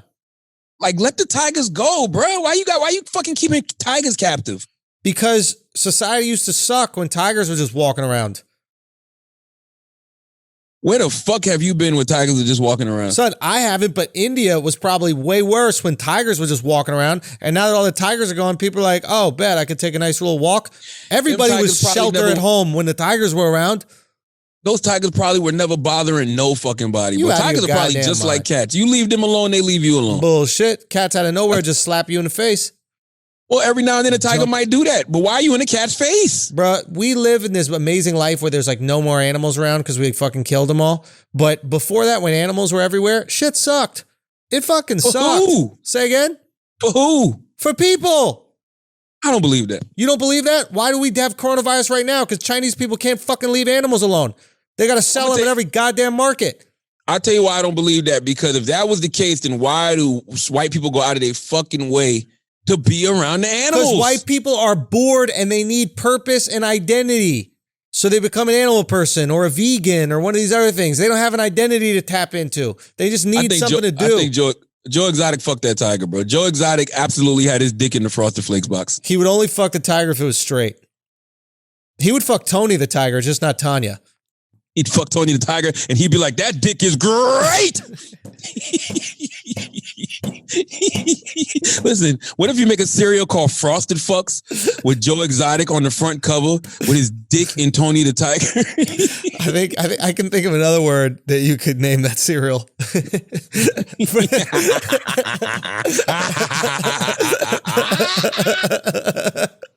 Man, those frosted cigarettes in London are good, aren't they? those frosted cigarettes. Those frosted cigarettes in London, man. You guys stop coughing, bro. Come on now. That was a laughing cough. That had nothing to do with goddamn Corona. Oh, you know what I wanted to go back to? I wanted to go back to Drake, right? Yeah. I got a theory about Drake. Talk to me. It's just me talking, Charlamagne the God. I was thinking about him sharing the first photos of his son Adonis, and I was like, why? You know what I'm saying? Because I mean, listen, I don't knock anybody who shows their kids on social media. I choose not to do it simply because like this world is fucking cruel. You know what I mean? And I know what pisses me off. Yeah. And that would absolutely piss me off. So I'm not going to ever subject myself to that. But I see Drake, doing a lot of little things. Like, he'll leak music. He'll put out music videos here and there. Like he's got this dance song that, he leaked some dances. Some dancers did a dance to it. I saw academics posted. And right. I'm thinking that either Drake, and I don't know what his label situation is right now, but I think he's either trying to start like a major bidding war, because I find it interesting that none of these songs are coming out on streaming services. They're coming out on like YouTube, or SoundCloud. Even the record that's the dance record. I don't know where that came from. I heard it was a leak, but I think he's doing that for one or two reasons. Either he's starting a major, bidding war for his services with one of these streaming services, whether it's Apple, whether it's Spotify, who knows who it'll be. And Drake will get top dollar from either one of them. Right. Or I wonder if Drake is questioning his place in the culture. Ooh.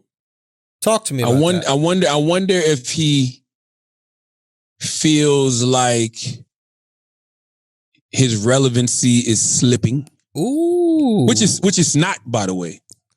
But I'm just saying he's at a place where he's been in this game for 10 years. He's not the young, white hot thing anymore. Right. He's just Drake. He's an entity unto himself, which is great. But I was thinking about when he came out at that Tyler the Creator show and, they kind of booed him. They did boo him 3-4 years ago. That doesn't happen. I don't think for Drake at any venue. I think at Tyler's it would. Tyler's got such a specific niche fan group that I think that they would. Maybe. It's possible. But I just wonder, like, they're like, we're going to like what's not cool. Like, we're going to make what's not cool. And Drake is cool. So they reject whatever is mainstream cool. And that's where they find cool. So if golf is cool, if golf is not cool, they'll be like, we like golf now. Let's make golf outfits. You know what I'm saying? I wonder if that bothered him in any way, though. I wonder if that bothered him and got into his head in any way, shape, or form. Because what I would tell Drake is, Drake, you're Drake. Yeah. Meaning that you're established. You are right now one of the greatest hip hop artists of all time. Right. Nobody can take that away from you. You're one of the greatest artists of all time. Nobody can take that away from you. Your place in the game, from here on out depends on you. Like at this point, to me, Drake is just playing for legacy. Right? Yeah. But he's doing things that I wonder if he is, I don't know, questioning his place in the game. Because it seems like he's trying to stay in the mix a little bit more than usual. You know how Kendrick Lamar goes away? When Kendrick Lamar goes away, he goes away. Kendrick ain't tripping. Kendrick goes away. And then when he comes back, he changes the climate of everything. Drake has always been the type of artist that likes to be in your face. That's why he always likes to, be on features, always putting out music, whatever. But it's just little things now. Like even like, jumping on Tory Lane's Instagram Live, putting out the picture. I'm not gonna say leaking, putting out the pictures of his son. Yeah. Like even the Rap Radar interview at the end of the year, which I thought was cool because it was him putting the cap on the decade. So that made a lot of sense for him to do an interview then, but I don't know. Did you see he put out a couple of videos this year. They haven't really like hit. Yeah. So I just wonder if he is questioning his place in the game at all. Did you see him Photoshop the image of his girl and himself? What do you mean? So there's an image that he put out of him, his kid, and the baby mama, right? Yeah. And there's an image she put out of all three of them. Now, she changed their hair color. She made him have blonde hair and her have blonde hair, and the kid obviously has blonde hair, right? Okay. And then he put out the same picture just without the blonde hair. She was doing like a little joke about it, right? But if you look at the images, there's photoshopping done to Drake's baby mama. Like he makes her tits look bigger and her waist look slimmer. And he makes himself look more muscular. Really? Yeah. Now, I don't know if he approves of every image before it goes out. Maybe he's got one of these guys that he sends something to and he makes the image look as good as it possibly can be. But if you compare the images side by side, someone's photoshopping. Either she's I didn't pay photoshopping that no him. attention. Say again? I didn't even pay that no attention. No, it was brought up. We were talking about it on Flagrant 2. Okay. And we were just comparing them. It's like, what a weird thing, right? Like, why Photoshop muscles onto yourself? Like, I understand when girls do that filter shit, but like to make yourself look more swole in a sweatshirt, that's weird, bro. I promise you, I didn't even notice. To be honest with you, I just scrolled past the picture because I just didn't care. You know what I mean? Yeah. I was almost like, I actually said to myself, I said, damn, why would he open himself up to this? You know what I'm saying? Like, Oh, so you think like he's using it as like he's monetizing it? nah, well, He's he could using be. it for He some could be heat getting in or front some of, buzz? getting ahead of something. Somebody else might have had the pictures, and you know, to avoid somebody else selling them to some tabloid or something. He might have done that. Who knows? Yeah. You know, I just want to tell Drake, like, yo, your position in the game is solidified.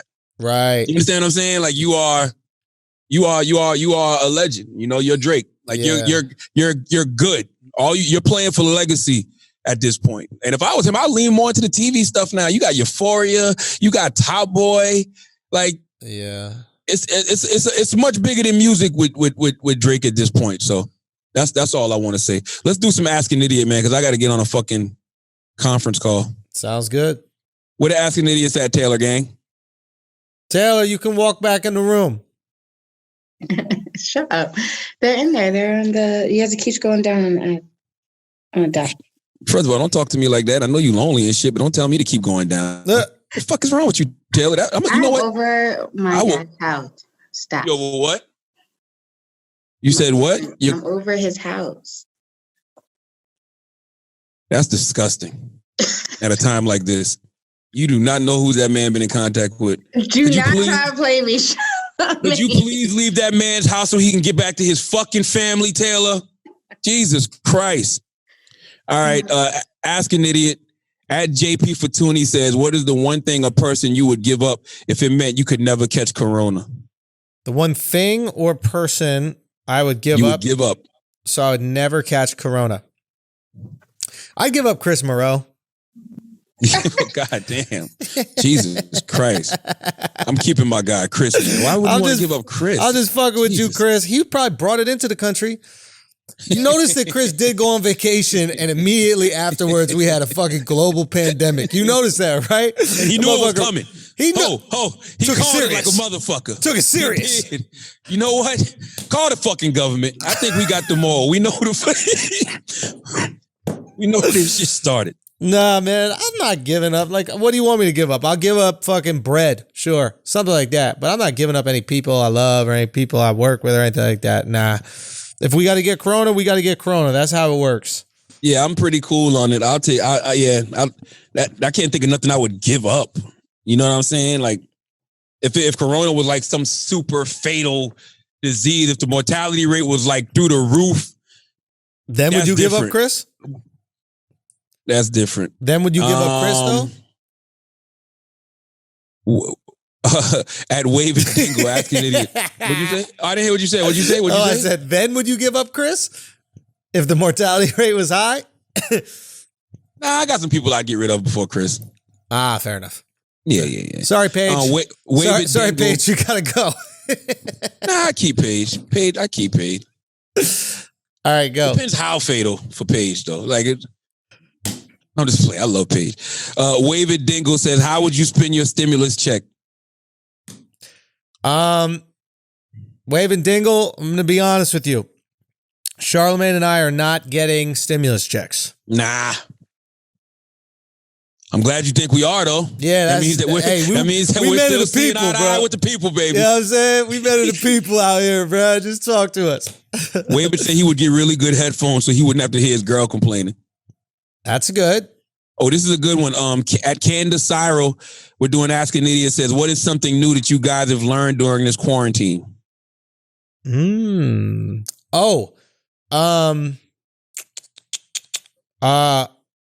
I learned how to make an old fashioned, the drink. Ooh. Yeah, I've been trying to learn new shit. Me and my girl have been doing stuff.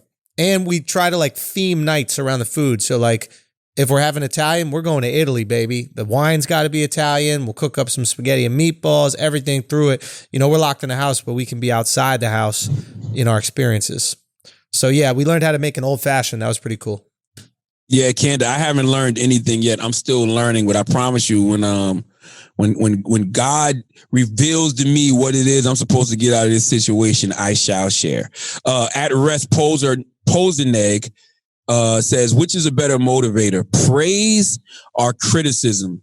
For me, it's definitely criticism. I need critique. I need people to doubt me. I need people to speak out against me. I need it. I'm gonna be honest with you. It is a motivator like a motherfucker. I am Noah building this goddamn ark.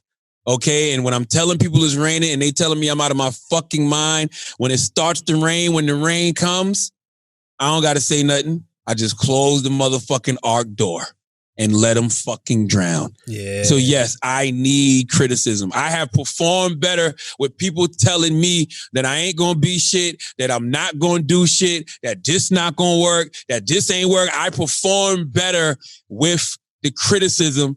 Praise to me, it's just cool. You know what I'm saying? And it's weird because I always say that I fall in between what my dad tells me. My dad used to always say, you're never as good as they say you are. You're never as bad as they say you are. And so I kind of subscribe to that. So when it comes to the praise, it's just like, thank you. Because when people say they give you praise, you're not really giving me praise. You're giving all glory to my creator. You know what I'm saying? I just say thank you. But when it comes to criticism to me is an insult because when you critique me, you're kind of slapping my creator in the face. You're telling my creator that my creator doesn't know what they're doing, that they didn't put me in this position for a reason. Whether it's so-called wins or whether it's so-called loses, it doesn't matter. I'm in that position because my God wanted me to be in that position. So when you insult me or critique that, you insulting my God. That's why I take it so personal. Now me and my God got to prove you wrong and make it rain. I love that. That's beautiful. Yeah, I think I would agree. Adversity introduces a man to himself. So I think you get more out of adversity, though I think praise is important. And I believe in myself, so I don't need praise, but praise is nice because it confirms that belief. You know, like if you're one of those people who believes in it, you know who believes in themselves also? Crazy people. They believe in themselves. You know, homeless people, they believe in themselves. When they hear those fucking voices, they believe in themselves. So it's like, it's nice when that belief that you have is also validated. I wouldn't deny that, you know? So yeah, 100%. I think I need a balance of both. What else? I think that's it, man. My man. I got to get on this conference call. You do your thing, bro. Hey, let the people Y'all know, be safe man. out there. Everybody remain healthy. Trust me, we're going to get through this. All our brilliant idiots tribe, man. This is just another chapter in this book called Life. Always remember what your Uncle Charlotte says. I don't believe in good or bad experiences. I just believe that all of this is part of one long process. And I think that this is a great process that we're going through because I feel like the world is going to be totally different once we come out on the other side of this. I really feel like, you know, God is showing us what truly matters in this moment. And really what matters, man, is what has always mattered and what people have always screamed matters. And that's just having empathy for people. You know what I'm saying? That's just looking out for your fellow man, not thinking you're better than anybody. Like there is no supremacy. There is no superiority because just like this, God can put everybody in the same fucking ark. 100%. That's it. 100%. So as always, if you listen to this podcast, you think we're smart, you think we're intelligent, you think we're brilliant, you're absolutely right. If you listen to this podcast, you think we're just a couple idiots who don't know shit, you're right too. It's the Brilliant Idiots Podcast. Thank you for listening. Peace. Peace, y'all. Peace.